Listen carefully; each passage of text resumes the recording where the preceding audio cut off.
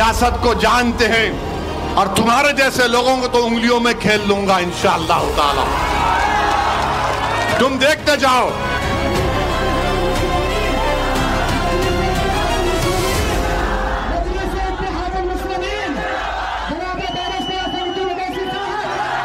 उत्तर प्रदेश में आप बहुतों के निशाने पर हैं। आप मुस्लिम मुसलमान मुस्लिम ये लोग कहते हैं वोट डिवाइड होगा, वोट कटेगा। अखिलेश यादव जब चीफ मिनिस्टर थे, इतना बड़ा मुजफ्फरनगर का कांड हुआ, क्या किया आपने बताइए।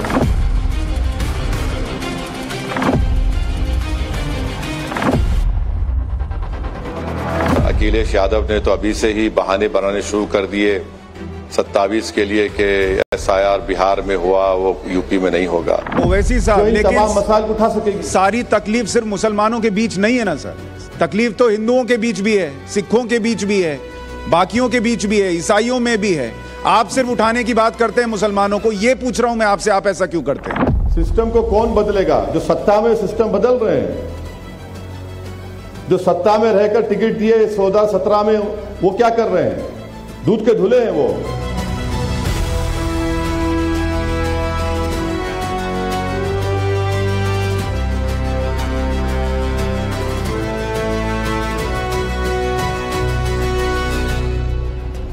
जो तुम्हारे बाप से नहीं डरता तुम उसको चरमपंथी कहते हो। कि अब हमको मुख्यमंत्री नहीं चाहिए, अब हमको मुख्यमंत्री का पोस्ट चाहिए।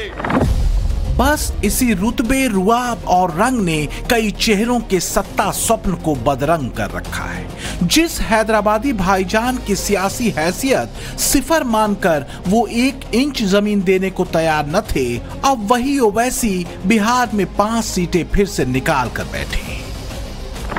आरजेडी का 1/5वां हिस्सा और कांग्रेस को मिली 6 सीटों में से महज 1 सीट कम। तो क्या बिहार के सीमांचल में ओवैसी की AIMIM विजय ने कई राज्यों में सियासी चेहरों के सियासी भविष्य की हदबंदी कर दी?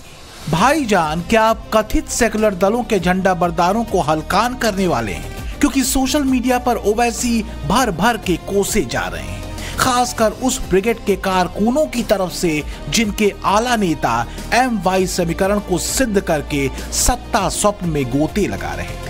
सोशल मीडिया पर ओवैसी एक ब्रिगेड के निशाने पर आ गए। किसी ने लिखा, यही सूरत-ए-हाल 1947 में जिन्ना ने पैदा किया था। तो किसी ने लिखा, 5 मुसलमानों को हराकर 5 मुसलमानों को जिताया, क्या वो मुसलमान नहीं थे? ओवैसी की राजनीति पर उन्हें कोसते एक और शख्स ने लिखा, मुस्लिम समझ नहीं पा रहे, जिन्ना का दिया जख्म अभी तक सिर ऊंचा नहीं करने दे रहा। तो एक और मुस्लिम भाई ने लिखा, ओवैसी मुस्लिम समुदाय के रहनुमा नहीं, अपनी राजनीतिक महत्वाकांक्षा के लिए भारत के पूरे मुसलमानों को मुसीबत में डाल रहे हैं।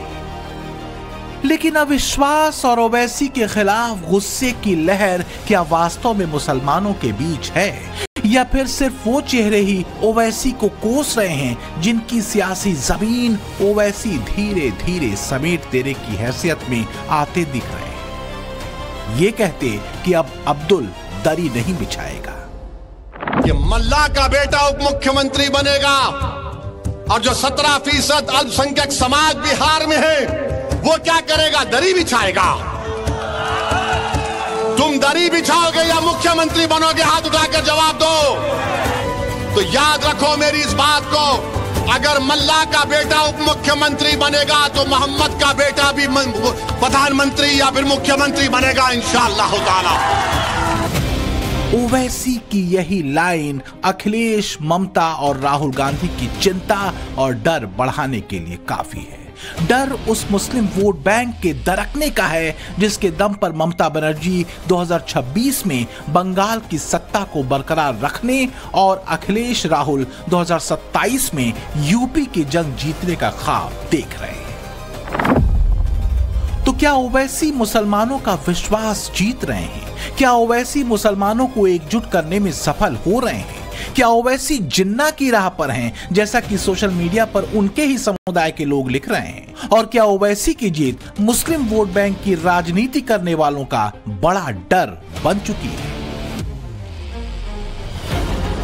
देश के भीतर मुस्लिम राजनीति का ओवैसी चैप्टर आखिर किसके लिए खतरे की घंटी बजा रहा है? बेचैनी भरी आवाजों में ओवैसी को बीजेपी की बी टीम बताने की छटपटाहट और बेताबी क्यों? देखिए, ओवैसी यदि हैदराबाद में सक्रिय रहते, जहां से वो चुन के आते हैं, तो उनकी नीयत में कोई फर्क नहीं समझ में आता। लेकिन वहां 10 सीट पे लड़ते हैं और यहां 100 सीट पे दावा करते हैं, तो इससे साबित हो जाता है कि वो भारतीय जनता पार्टी के द्वारा प्रायोजित होकर के बी टीम के रूप में काम करते हैं। ओवैसी का अगला मिशन यूपी है। वो मंचों से और मंचों से इतर भी ये बात कहते रहे हैं और यही समाजवादियों की बड़ी टेंशन है, क्योंकि मुसलमानों के बीच बढ़ती ओवैसी की स्वीकृति अखिलेश के पीडीए वाले फार्मूले को गड़बड़ा सकती है। सुनो शेर घाटी के नौजवानों बुजुर्गों, मैं हैदराबाद से पहले भी तो आपके दरमियान में आया था, आज भी आया हूं और कल भी आऊंगा इंशाअल्लाह ताला। मैं सिर्फ तुम्हारे वोटों के लिए इलेक्शन के लिए नहीं आ रहा हूं, मैं इसलिए आ रहा हूं कि मैं ये देखना चाह रहा हूं कि अल्लाह सुब्हानहू व तआला मेरी जिंदगी को खत्म करने से पहले मैं चाहता हूं कि तुम नेता बनो, तुम नेता बनो, तुम लीडर बनो। मैं चाहता हूं कि तुम कायद बनो। मैं चाहता हूं कि लोग तुम्हारे सामने, तुम्हारे आगे पीछे दौड़े और जिंदाबाद के नारे मजलिस पर तुम्हारे लगाए। ओवैसी की ऐसी तकरीर यूपी की सियासत में अखिलेश यादव के लिए कम से कम सुखद तस्वीर तो नहीं बनाती। ओवैसी मुस्लिम चेतना का गीत लेकर निकले हैं। अगर इस गीत पर मुसलमान फिदा हुआ तो अखिलेश के पीडीए वाले समीकरण से ए यानी अल्पसंख्यक का छिटकना संभव हो सकता है, क्योंकि उत्तर प्रदेश में करीब 20% मुस्लिम मतदाता हैं और सूबे की कुल 143 सीटों पर मुस्लिम अपना असर रखते हैं। इनमें से 70 सीटों पर मुस्लिम आबादी 20 से 30% के बीच है, जबकि 73 सीटें ऐसी हैं जहां मुसलमान 30% से ज्यादा हैं। राज्य की करीब 3 दर्जन ऐसी विधानसभा सीटें हैं जहां मुस्लिम उम्मीदवार जीतते रहे हैं और करीब 107 विधानसभा सीटें ऐसी हैं जहां मुस्लिम मतदाता चुनावी नतीजों को हमेशा प्रभावित करते हैं।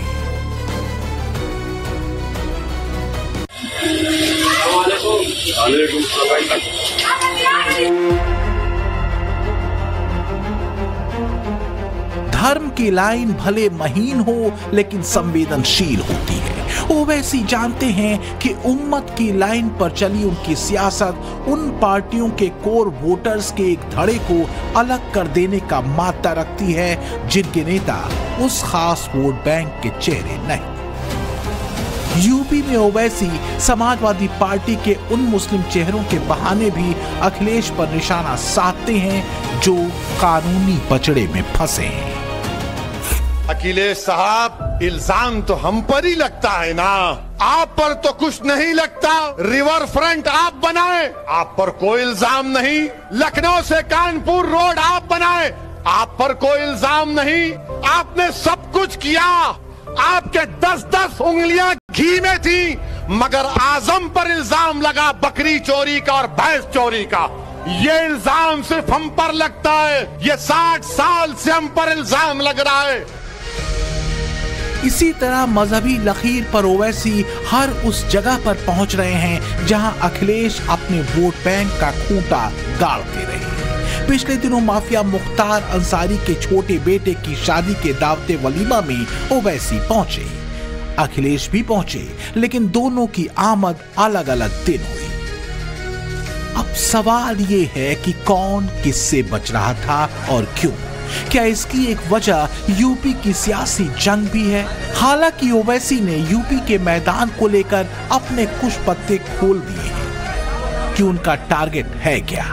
उत्तर प्रदेश में तो मैं जनवरी से वहां जाना शुरू करूंगा। हमारे प्रेसिडेंट शौकत अली साहब और वेस्टर्न, ईस्टर्न और सेंट्रल यूपी की टीम बड़ी मेहनत कर रही है, तो हम लोग पूरी कोशिश करेंगे, क्योंकि पहले तो लोकल बॉडी का इलेक्शन है वहां पर, आइंदा साल, तो उसके लिए हम तैयारी कर रहे हैं। जाहिर है फिर 27 में तो विधानसभा के चुनाव है, तो पूरी ताकत और प्लानिंग के साथ हम लोग लड़ने की तैयारी कर रहे हैं। मई 2023 के यूपी नगर निकाय चुनावों में एआईएमआईएम के 5 चेयरमैन जीते, तो वहीं 78 पार्षदों ने भी चुनाव जीता। तो क्या लगता है इस बार अखिलेश का लाल किला ओवैसी ढा देने का संकल्प ले चुके हैं? और क्या सीमांचल की धरती से कोई संकेत ओवैसी अखिलेश को दे रहे थे? जो लोग कह रहे थे कि ये हमारा लाल किला है, हमने बता दिया कि हमारे हरे के सामने कोई लाल नहीं ठहर सकता। ओवैसी मुस्लिम वोट बैंक के बीच अपनी लहर पैदा कर रहे हैं। कहीं ऐसा न हो कि 27 आते आते यही लहर मुस्लिम वोट बैंक के जरिए सत्ता का ख्वाब देख रही पार्टियों के लिए सुनामी बन जाए। देखिए, घबराहट तो ओवैसी ने पैदा कर दी है। बिहार चुनाव के बाद में समाजवादी पार्टी में खलबली है। अखिलेश यादव के अंदर इस बात की घबराहट है। एक संकेत अखिलेश यादव को दे रही हैं कि या तो आप ओवैसी को अपने गठबंधन में शामिल करिए या फिर मुसलमानों को इग्नोर करना छोड़ दीजिए। खुद को मुस्लिम वोट बैंक का इकलौता दावेदार बताने वाले ओवैसी को क्या मुसलमानों ने अपना सालार चुन लिया है? हरे के सामने लाल के न ठहरने का ऐलान क्या लाल टोपी वालों के लिए है? समाजवादी निश्चित रूप से अब ओवैसी की तकरीरों में छुपे गूढ़ संदेशों को पढ़ रहे हैं। पढ़ना जरूरी भी है। हम तो यही कहेंगे कि सेकुलर फोर्सेस को बढ़ावा देने के लिए असदुद्दीन साहब को भी सपोर्ट करना चाहिए उन लोगों को जो भाजपा को हरा सकते हैं। भले से हमारे साथ चुनाव लड़े, मैं तो बहुत छोटा सा कार्य करता हूं, लेकिन मेरी पर्सनल राय यही है कि असदुद्दीन ओवैसी साहब को भी गठबंधन में लेना चाहिए। इसका डर है क्या वारिस पठान जी? एसटी हसन कह रहे हैं अखिलेश यादव को हाथ मिला लेना चाहिए। देखिए, हमने पहले भी कहा था, हर जगह बोल रहे हैं, डर तो है बिल्कुल। ओवैसी साहब को लोग चाहते हैं, लोग मानते हैं और हक इंसाफ की बात करते हैं, हिस्सेदारी की बात करते हैं, और लोग जागरूक हो चुके हैं। उनको भी चाहिए कि हम उसके साथ जाएंगे जो हमारा हक इंसाफ की बात करता है। तो यूपी में अगर अखिलेश यादव पेशकश करे या आप लोग पेशकश करने वाले हैं क्या? अब देखिए, ऐसा सब डिसाइड करेंगे, पार्टी डिसाइड करेगी साथ में जाना नहीं जाना।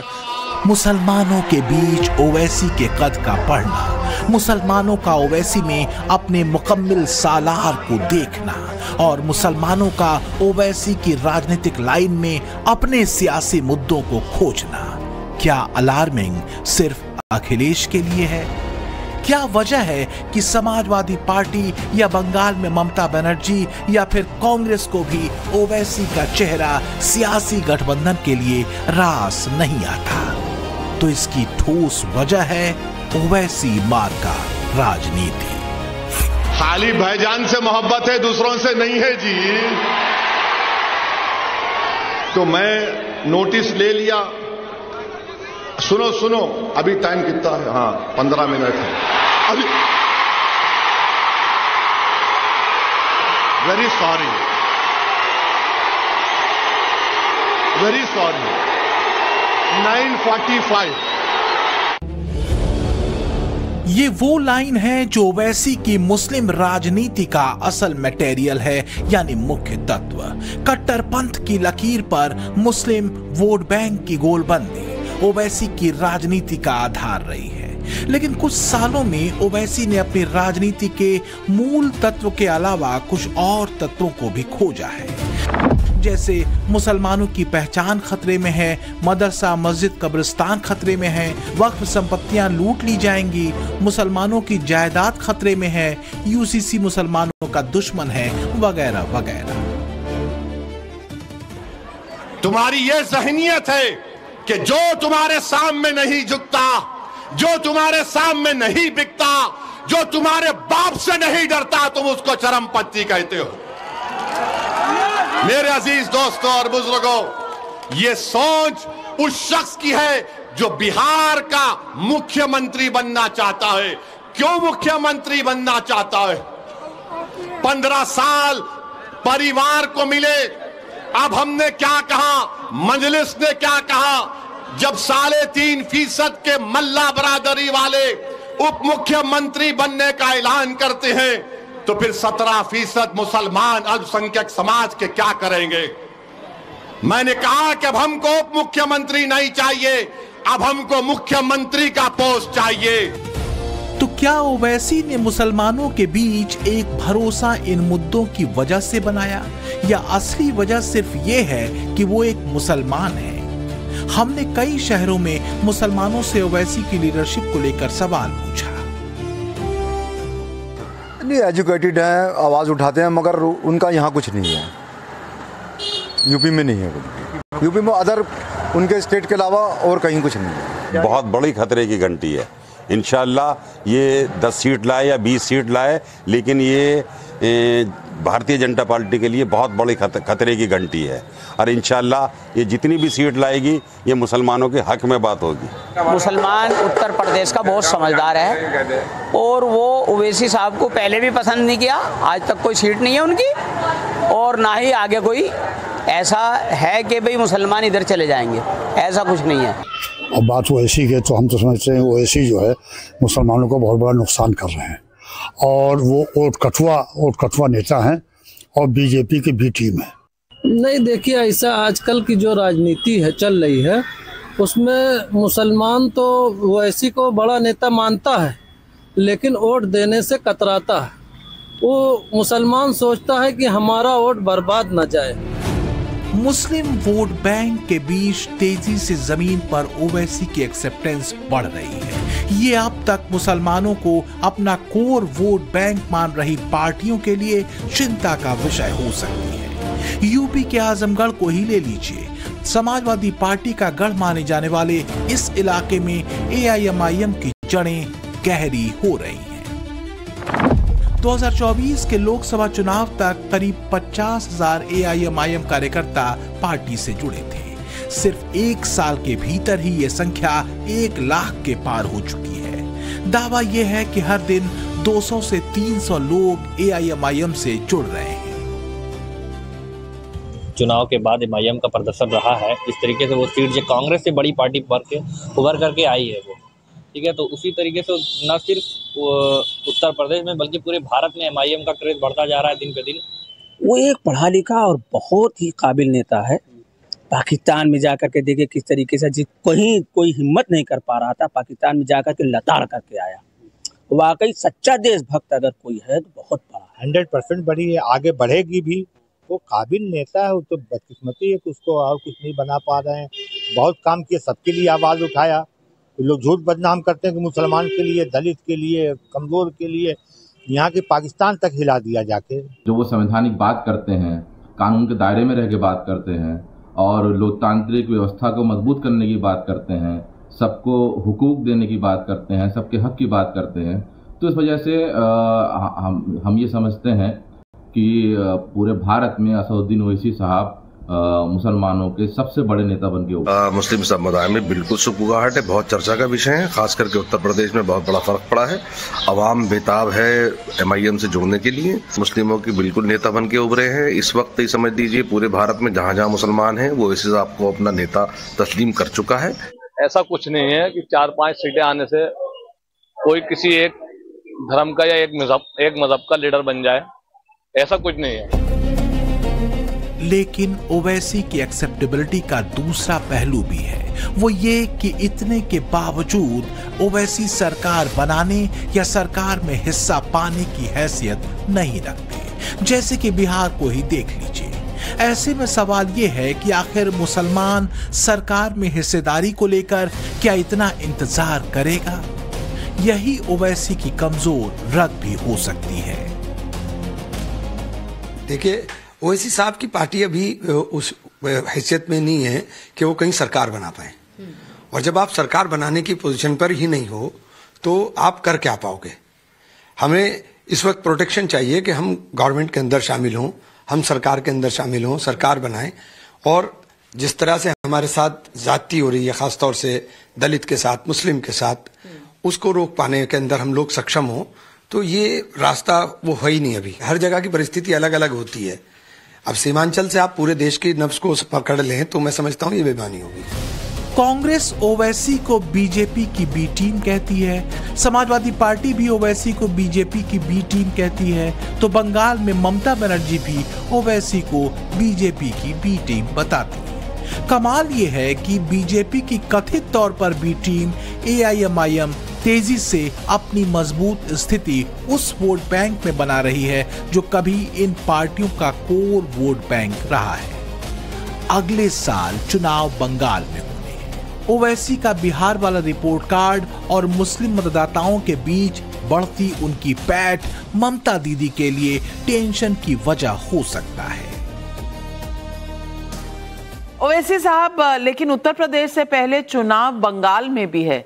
बंगाल में आपके क्या मंसूबे हैं, ममता दीदी के साथ या उनके खिलाफ? क्योंकि फिर ममता दीदी को भी तो ये तय करना पड़ेगा, वहां भी तो माइनॉरिटी वोट्स का बोलबाला है। अभी बंगाल के बारे में कोई फैसला अभी क़तई तौर पर हम आपको नहीं बता सकते। थोड़ा पार्टी में सोच समझकर डिस्कशन के बाद आपको बताऊंगा। बंगाल में मुस्लिम आबादी 27% के करीब है। एआईएमआईएम ने 2021 में यहां पहली बार विधानसभा चुनाव लड़ा था, लेकिन सफलता नहीं मिली। 2021 में पार्टी ने मालदा, मुर्शिदाबाद और नॉर्थ दिनाजपुर की मुस्लिम बहुल सीटों पर 7 उम्मीदवार उतारे थे। बंगाल में फिलहाल एआईएमआईएम के लगभग 3 लाख सदस्य हैं।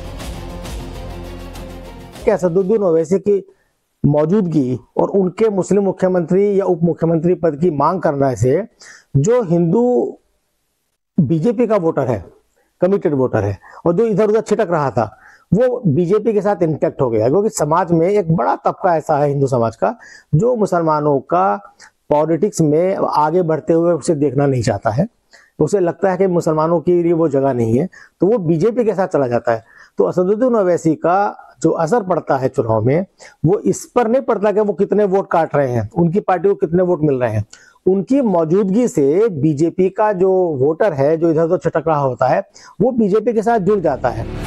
तो क्या यही वजह है कि अखिलेश से लेकर कांग्रेस और ममता तक ओवैसी को बीजेपी की बी टीम बताते हैं? ओवैसी खुद फायदे में हो न हो, लेकिन उनकी राजनीति से बीजेपी को फायदा हो ही जाता है। तो फिर मुस्लिम तुष्टीकरण की राजनीति करने वाले दल आखिर ओवैसी से दूरी बनाने के बजाय उन्हें अपनी टीम का हिस्सा क्यों नहीं बना लेते? तो इसमें भी पेंच है। एआईएमआईएम के ओवैसी ब्रदर्स से लेकर उनके कारिंदों तक की भड़काऊ जुबान, जिसमें ऐसा लगता है कि आपसी नेताओं में ही रेस लगी रहती है। जब जालिम तुम्हारे घरों को जलाता है, जब जालिम तुम्हारे दाढ़ी को नोच के तुम्हें मॉब लिंचिंग करता है, तुम्हारे कपड़ों को पहचान के तुम्हारी तौहीन करता है, तो वो जालिम नहीं देखता कि तुम कुलैया हो, तुम सुरजापुरी हो, तुम अंसारी हो, तुम शेखरा हो या पठान हो। वो तो सिर्फ ये देखता है कि तुम मुसलमान हो। भय भावना के बीज रोपकर ओवैसी की राजनीति चलती रही है। उनके कारकुन भी अब ऐसी सलाहियत पा चुके हैं। कथित सेकुलर पार्टियों के ओवैसी से दूरी बनाने की हजार वजहों में से एक वजह ये भी है, क्योंकि अगर उन्होंने ओवैसी से नजदीकी बनाई तो हिंदू वोट बैंक भी उनसे छिटक सकता है। दूसरी तरफ ओवैसी जानते हैं कि अगर बीजेपी के खिलाफ किसी गठबंधन का हिस्सा बनना है तो कट्टरपंथी और हिंदुओं को 15 मिनट वाली धमकी देने वाले टोन को डाउन करना पड़ेगा। खबरें उड़ रही हैं कि यूपी में ओवैसी बीएसपी के साथ गठबंधन कर सकते हैं। ये बात इसलिए कही जा रही है कि बिहार में बीएसपी के साथ एआईएमआईएम ने फ्रेंडली फाइट की थी। 2022 के यूपी चुनाव में एआईएमआईएम ने यूपी में 95 सीटों पर उम्मीदवार उतारे थे। इसका वोट शेयर ½ ही रहा था। एक भी सीट एआईएमआईएम जीत नहीं सकी थी। उम्मीदवारों की जमानत तक जब्त हो गई 16। कुछ ऐसा ही हाल बीएसपी का भी रहा था। बीएसपी ने 403 सीटों पर चुनाव लड़ा था और जीत मिली थी सिर्फ एक सीट पर। हालांकि वोट शेयर 12.88% का रहा था। तो क्या यही वजह है कि ओवैसी अखिलेश से लेकर राहुल गांधी और कांग्रेस सबको निशाने पर लेते हैं, लेकिन बीएसपी पर एक लफ्ज भी नहीं बोलते? ये कांग्रेस पार्टी का एक सांसद बोलता है ओवैसी की जात क्या है, ओवैसी की जमीन क्या है, ओवैसी की दौलत क्या है। अरे सुन, मैं मुसलमान हूं, गयूर मुसलमान हूं। मैं रसूलुल्लाह सल्लल्लाहु अलैहि वसल्लम का उम्मती हूं। बहरूपिया बोलता है मेरा नाम मेरे अब्बा और अम्मा ने असदुद्दीन रखा, दीन का शेर के नाम से रखा। और तू पूछता है मेरी जमीन कितनी है। अरे पूरा सीमांचल मेरा है, बता तेरा क्या है। तुझे देखना है ना, कभी सीमांचल के किसी चौराहे पर तू ठहर जा, मैं भी ठहरता हूं, देखते हैं क्या तमाशा होता है। तमाशा जो भी हो, मुद्दा तमाशे के बाद हासिल का है।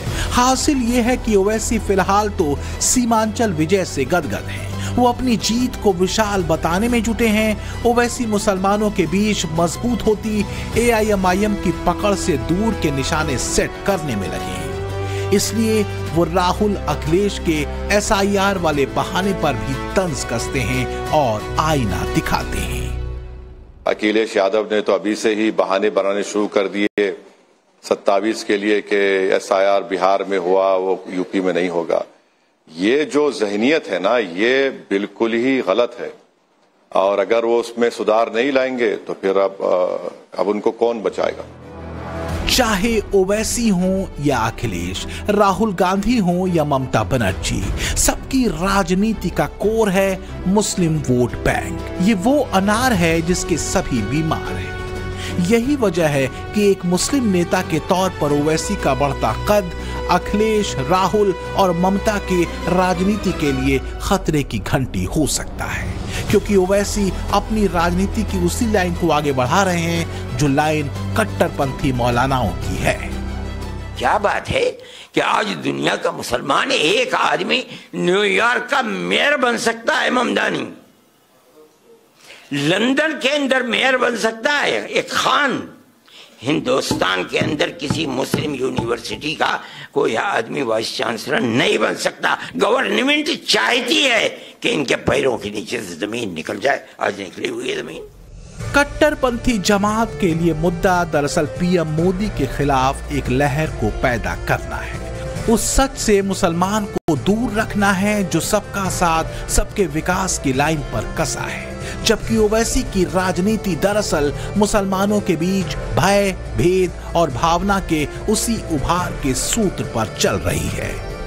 बिहार में परिणाम आया, ये जनता के भरोसे का नतीजा था और हमें पूरा विश्वास है कि हम ईमानदारी से जो काम कर रहे हैं, हमने मदरसा शिक्षा में सकारात्मक सुधार लाए हैं, हम अल्पसंख्यक बहुल क्षेत्रों में इंफ्रा डेवलपमेंट का काम कर रहे हैं, हम मुस्लिम बहनों को स्किल डेवलपमेंट से जोड़ रहे हैं, हम जो पिछड़े पासमानदा मुसलमान हैं उनके अपलिफ्टमेंट के लिए काम कर रहे हैं।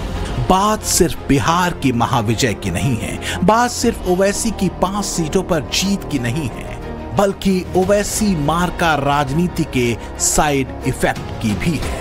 तो चाहे तुष्टिकरण वाली पार्टियां हों या मजहबी कट्टरपंथ वाली ओवैसी पॉलिटिक्स, क्या मुसलमानों के लिए अपने असल मुद्दों को चुनना जरूरी हो चुका है? संतुलन बनाना जरूरी हो चुका है? क्या ये गहरे विश्लेषण का समय है कि आखिर उनके लिए बेहतर राजनीति का रास्ता कौन है? ब्यूरो रिपोर्ट, टाइम्स नाउ, नव भारत।